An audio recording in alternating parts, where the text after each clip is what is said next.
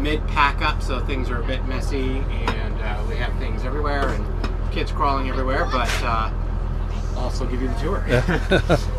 So back here is our bed.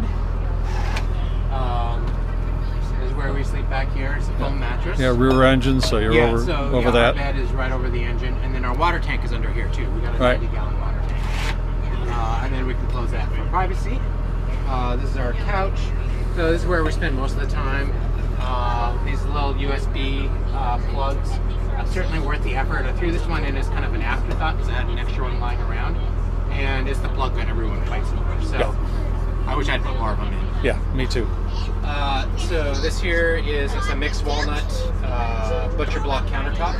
This way we don't have to worry about the kids messing it up or drawing on it. Or have you got a heater down underneath here? Or? No, right. That's for our water heater. Okay. Yeah, we've got an on-demand ventless water heater, so it does not need to be vented to the outside. Right, but it does need to be vented from back behind all the stuff. Yeah, exactly. Right. Gas stove, which I've already packed up all the burners.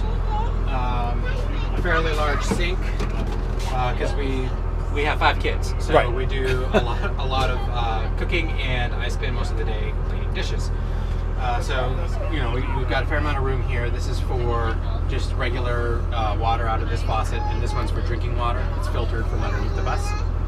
This is for our water pump, tank monitors, and then our lights. We have these recessed LED lights, which are fantastic. I just need to put a dimmer switch because they are a little bright, but they are dimmable too. So if I just put a dimmer switch in, that will help a lot. That's an upgrade for later. Norcold two-way fridge, works both off of electric and propane, which is quite handy. And since it is an RV fridge, all of the latches work. Right. So it just, we don't have to strap anything down, So making sure this guy's not going to fall out the window. I think he's fine. Yeah, he's the adventurous one. So this is the electrical closet, which I had some help from Billy, the old Inspired school bus, and basically the system works off of 720 watts of solar coming into the combiner box to the charge controller down to my batteries, which I've got 6 155 amp hour AGMs, which then go up to my inverter and then to the sub panel. So pretty good system. And that big switch back here, that's shore power?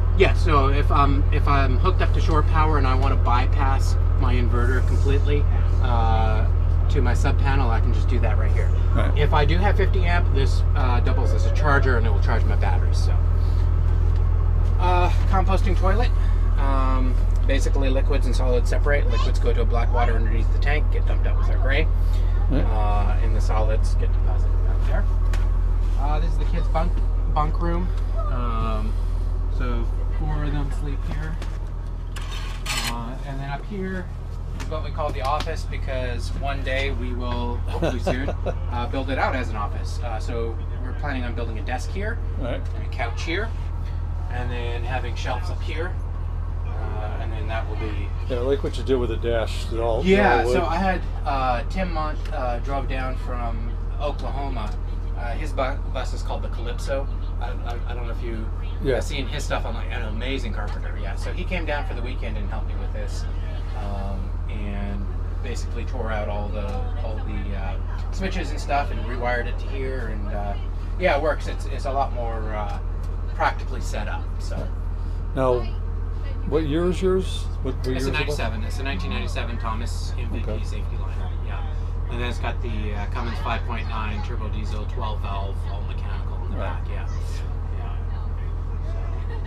That's the you turn the right blinkers so on the top and it's kind of good to see here because I don't have the shelves built yet, but I took out the halogen bulbs and put in those cheap LED floodlights you can get off of Amazon. They're like super cheap.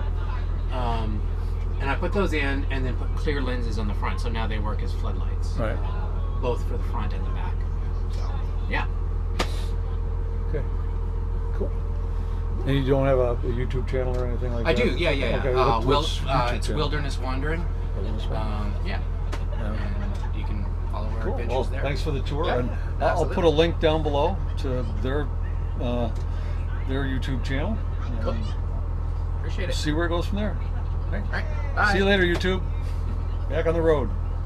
Awesome.